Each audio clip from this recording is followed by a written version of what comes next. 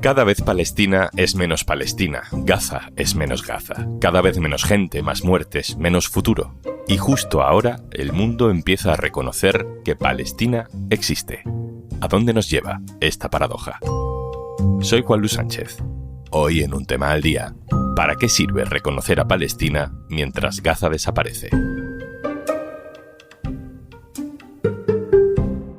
Una cosa antes de empezar. Gracias a Kit Digital, la empresa Promeco 2000 ya se ha digitalizado. Te cuento más al final del episodio.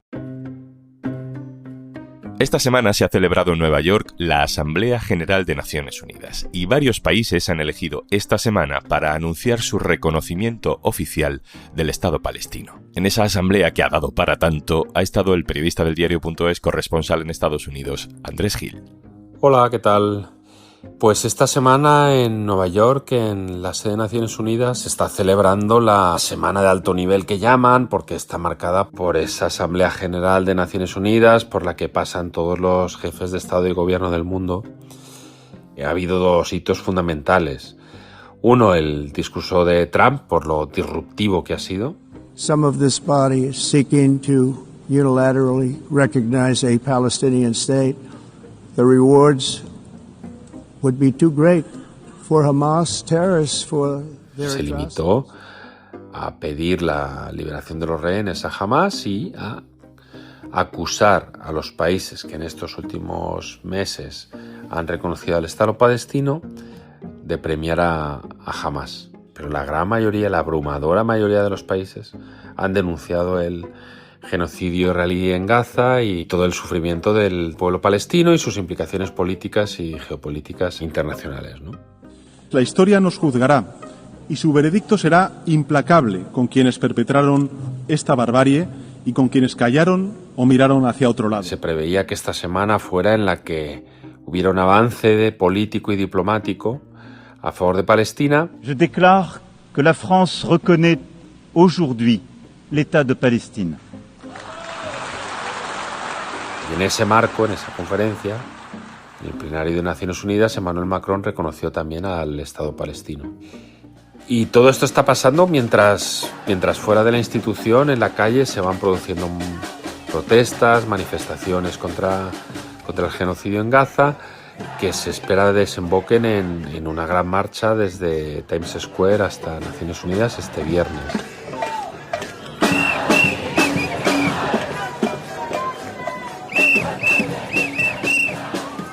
Otro elemento interesante ha sido la intervención del rey de España, el rey Felipe VI. Son actos aberrantes que están en las antípodas de todo lo que este foro representa. Repugnan a la conciencia humana y avergüenzan al conjunto de la comunidad internacional. Cuando hablamos al pueblo de Israel, estamos hablando a un pueblo de hermanos. Por eso nos duele tanto, nos cuesta tanto comprender lo que el gobierno israelí está haciendo en la Franja de Gaza. Por eso clamamos, imploramos, exigimos, detengan ya esta masacre. Sí que ha utilizado expresiones muy duras, como calificar de aberrante la ofensiva israelí en Gaza, pero no ha llegado a hablar de genocidio.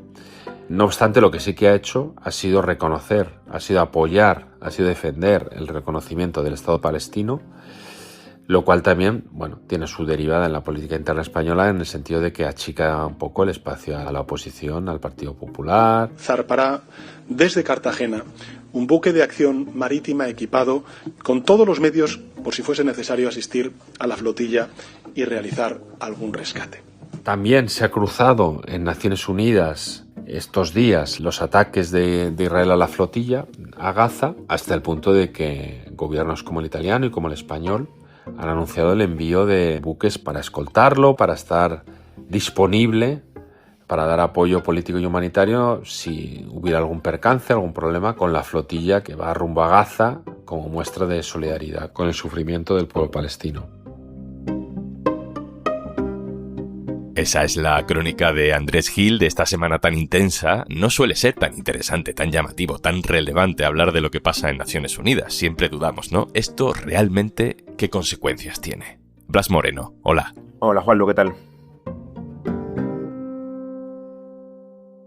Blas Moreno es codirector del Orden Mundial. Blas, llevamos meses ya, y especialmente esta semana, con la Asamblea de la ONU, hablando del reconocimiento del Estado palestino como gran hito de la diplomacia internacional. Empecemos por lo básico y por lo geográfico. ¿Qué es territorialmente el Estado palestino, que ya reconocen 157 de 193 países del mundo?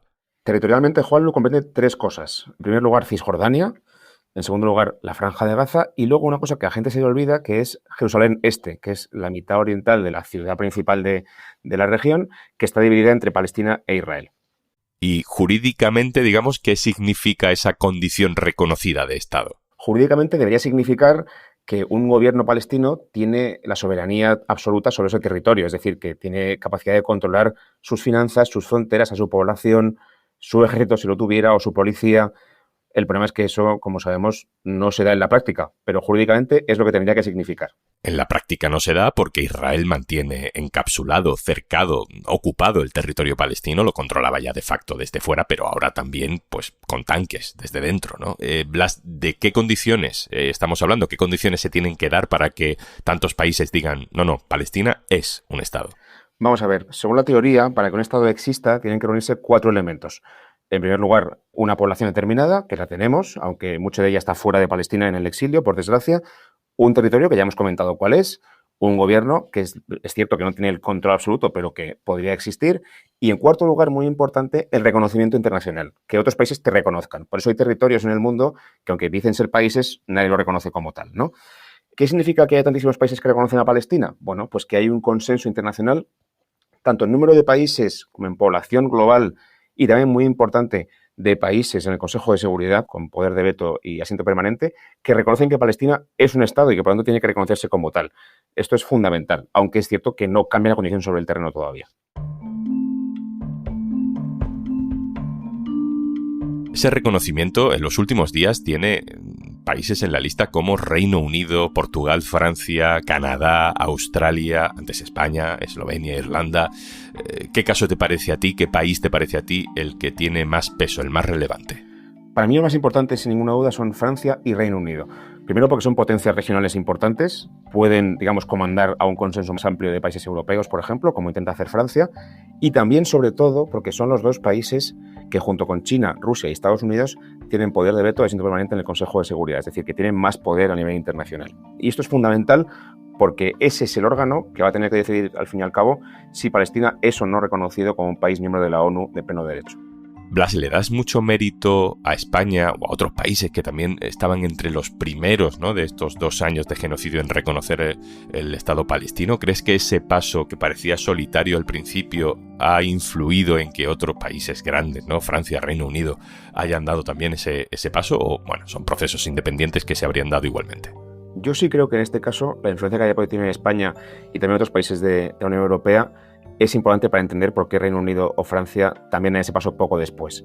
Porque son países, estos dos últimos, que han arrastrado más los pies, sobre todo Reino Unido, que ha sido más crítico siempre con la causa palestina. Entonces, que España, que es un país, una potencia media en la Unión, dé el paso mucho antes, sí que marca el camino a otros países, y es evidente que Sánchez en ese sentido está consiguiendo tener, bueno, pues una presencia internacional que le da ese reconocimiento también. Hablemos de Italia y hablemos de Alemania. Son 11 países de la Unión Europea que no han reconocido el Estado palestino todavía. Son muchos. De hecho, Europa es la entidad política, digamos, continental que más arrastra los pies con este tema. ¿Cómo lees tú esa ausencia?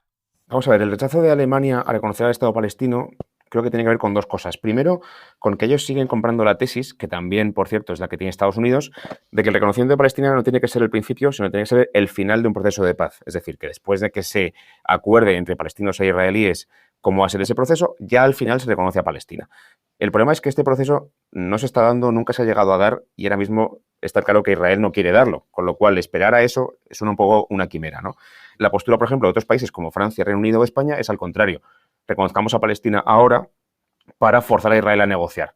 Eso es un argumento. Y luego también está la otra cosa, que es que sabemos que Alemania tiene un profundo complejo histórico, fruto del Holocausto, que le lleva a hacer una política de Estado, porque es una cosa que además comparten ambos partidos principales, la defensa de Israel. Es inapelable. No conciben otra cosa que no sea defender a Israel como si fuera casi parte de su propio territorio, digamos, ¿no? Y eso les lleva pues, a esa especie de timidez estratégica de no atreverse a criticar a Israel o no atreverse a dar un paso en la defensa de Palestina. Lo de Italia tiene que ver más bien con una cuestión ideológica del gobierno, ¿no? Sí, yo estoy de acuerdo con eso. Yo creo que en este caso Meloni es una persona que es cercana a Trump y también cercana ideológicamente a Netanyahu. Italia no es que sea un país especialmente pro-israelí a nivel de población, pero su gobierno sí que se acerca más a esas tesis, por ejemplo, de Orbán también en Hungría, que a las de un gobierno como el de España, por ejemplo. Blas, ¿tú crees que el Estado de Palestina puede existir no solo simbólicamente, sino de facto en la comunidad internacional sin el visto bueno de Estados Unidos? Lo cierto, Juanlu, es que la mayor parte de la población del mundo y de países del mundo, casi 160, ya reconocen a Palestina. O sea, hay que empezar a decir ya que Palestina tiene un reconocimiento mayoritario en el mundo. El problema es que jurídicamente aún no puede entrar en la ONU, que sería, digamos, el corolario de ese reconocimiento, porque se encuentra constantemente con el veto de Estados Unidos en el Consejo de Seguridad. Por tanto, es cierto que sin Estados Unidos ese proceso no se va, digamos, a completar jurídicamente.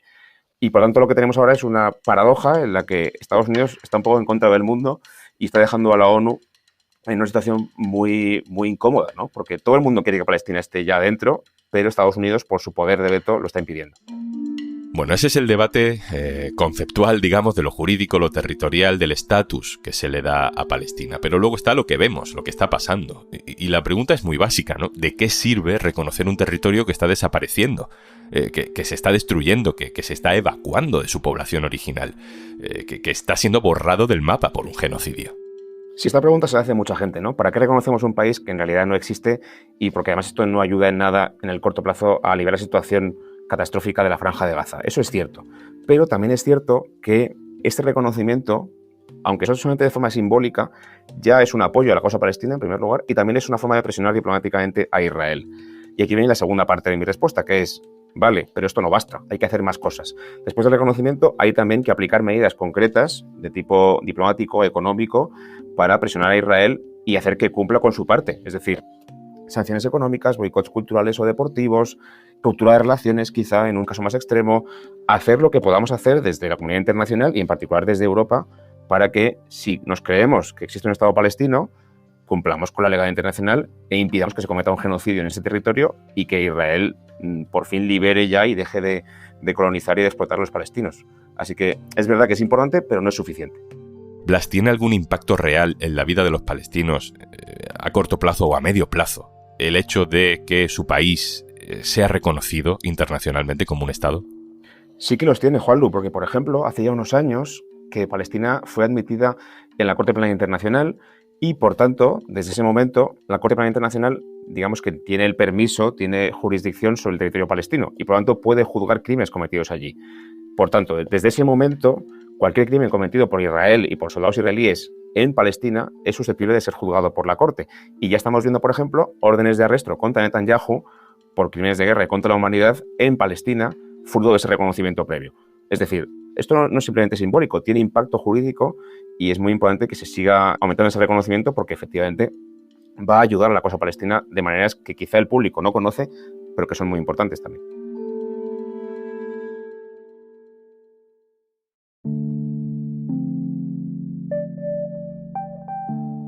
Acabamos, Blas. Llevamos días escuchando apoyos al pueblo palestino en Nueva York, en la Asamblea de Naciones Unidas. Algunos apoyos han sido incluso sorprendentes por su contundencia, como el del rey de España.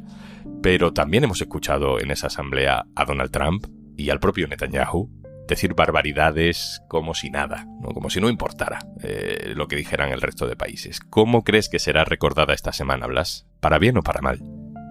A mí me preocupa, Juanlu, que sea un antes y un después, aparte para los palestinos, también para la propia ONU.